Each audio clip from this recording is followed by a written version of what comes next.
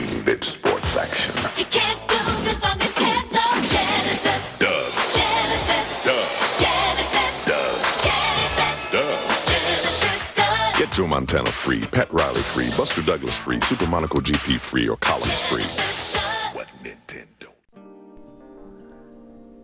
Damn, that's one badass commercial. So anyway,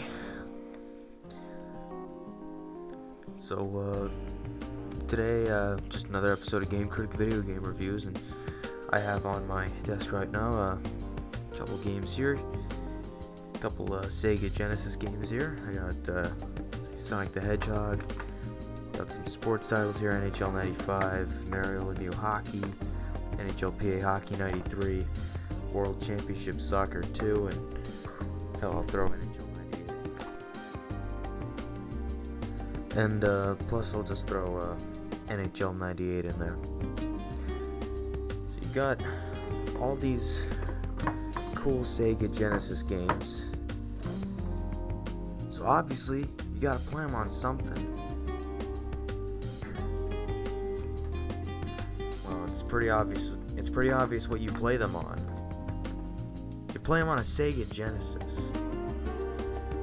Yeah, that's right. Most people don't realize it, but I do own a Sega Genesis. And here is my review of the system. And here's my review of the console.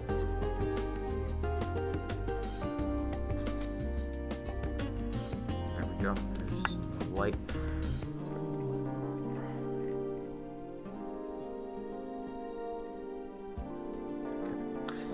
Let's see. Alright, so what I like about the Sega Genesis is the system design. What I like about the Sega Genesis is the console design. Look, it's got great lines, it's smooth, it's sleek, it looks brand new, which I can't believe this is actually a Sega Genesis from '89. Just tells you what gaming console you're playing on. It says 16-bit right there, which is a little cheesy, but whatever. There's a power light. What I like about this Model 1, the headphone jack here, and the volume control slider. This provides stereo audio through this headphone jack. And there's your reset button on and off switch. And it comes with 2 controller ports. Surprisingly, these controller ports are the same size and shape as Atari 2600 controller ports. I don't know. I haven't played a Sega Genesis game using an Atari 2600 controller, and I don't think I ever will. Here's the underside of the console. Nothing special, although it does tell you to. Never mind. It tells you to use the 1601 power supply. But anyway, I'll get to that later. So anyway, underneath the console is also right here. There's an expansion port. You've got to take this off first. Yeah, that's how you take things off. And a little red thing here to protect it from getting all dusty and whatnot. Hang on a sec.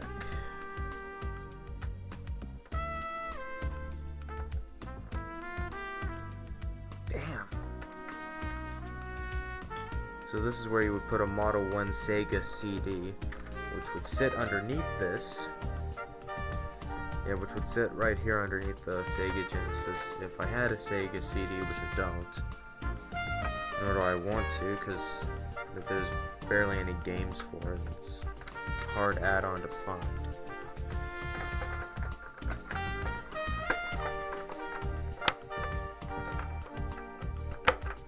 Some of these things are hard to put together, but it's a good console nonetheless. There we go. So of course, here's how you insert a game cartridge. Take Sonic the Hedgehog. Sega Genesis cartridges look just like this. Most of them can be found in their original cases. Some of these are just loose cartridges. They're very rare to find. Also tells you some information on the back. And that's how you gotta push it in there. But I don't like to push it, I like to wiggle it in there from side to side like this. But anyway, and very important here, here's the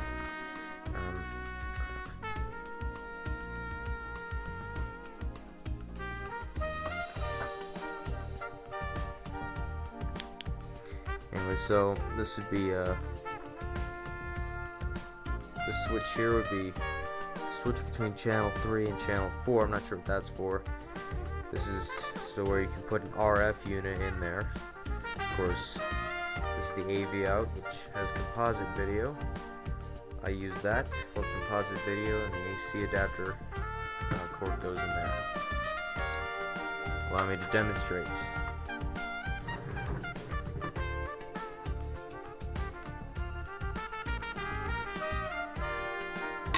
This is the S-Video connector cable to the Model 1 Sega Genesis. There's a different one for the Model 2.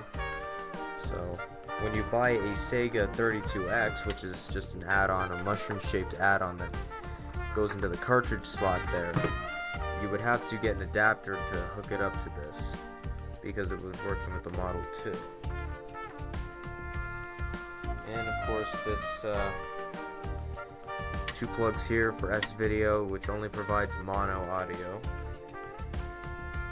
which kind of sucks, except it's much better with the headphone jack, so you can have stereo audio.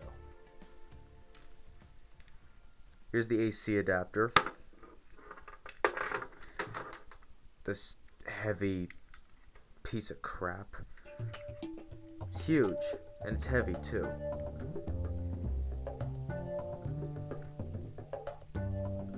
Damn, you could really knock someone out with this thing. Well, anyway, AC adapter goes in there, and I don't have to explain where this goes, of course.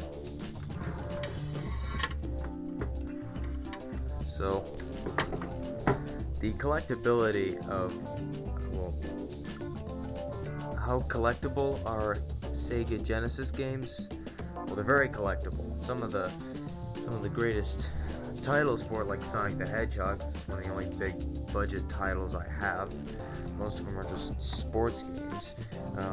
But yeah, titles like Sonic the Hedgehog are really valuable. The Sega Genesis also did have its hand in sports titles over the Super Nintendo. It had a lot of sports titles with varying success. It also had a solid controller. Of course, I'm talking about the 3-button model, not the 6-button model. I like the D-pad on this one because, of course, you have your up, down, left, and right, and you have these plastic pieces here to choose in between. Normally, you just rock it back and forth like this. A, B, and C buttons here, which they call trigger buttons for some reason. Please excuse the crappiness of my camera. Start button there. And it tells you some information right here. But it's very ergonomic, and it's a good controller. I really like it. So I guess where do you find a Sega Genesis? Well, where you'd find one is pretty much anywhere. In any retro video game store, in any internet shopping site. I got mine online for about like 15-20 bucks. Of course, this is I really don't think this is an original Model 1, A, because it doesn't support the high definition graphics claim, and B, it's missing a connector port here on the back. That connector port I'm talking about is right here. I'm not exactly sure what that was though. Yeah, but this is the most attractive looking of any video game console. This is the most attractive video game console out there. And of course, there's the door to protect the cartridge slot from getting dust in there. It's pretty much it. It's the Model 1 Sega Genesis. It's my favorite cartridge-based console, and it's my second favorite console of all time. Of course, it did have the stupid add-ons like the Sega CD and the 32X, except the 32X actually did have some good games like Doom, and Cosmic Carnage was one of them. Of course, there are other best-selling Sega Genesis games, like, well, most of them are the Sonic the Hedgehog games. There's also great spaceship shooters like Gary's, Truxton, Musha. There were tons of other games that I can mention. Some of my favorite titles like The Revenge of Shinobi, Cyborg Justice, and then there were some crappy ones like Shaq Fu, Michael Jackson's Moonwalker. Yeah, those were the two of the crappy games on there, and it was unfortunate enough to have Action 52. 52 horrible games that don't make any sense at all. Watch the Angry Video Game Nerds review of Action 52 for more clearance on my explanation. Alright, so that's my review of the Model 1 Sega Genesis. Yeah, I know this video was crappy. I just don't really have enough cool things to say at this moment, so see ya.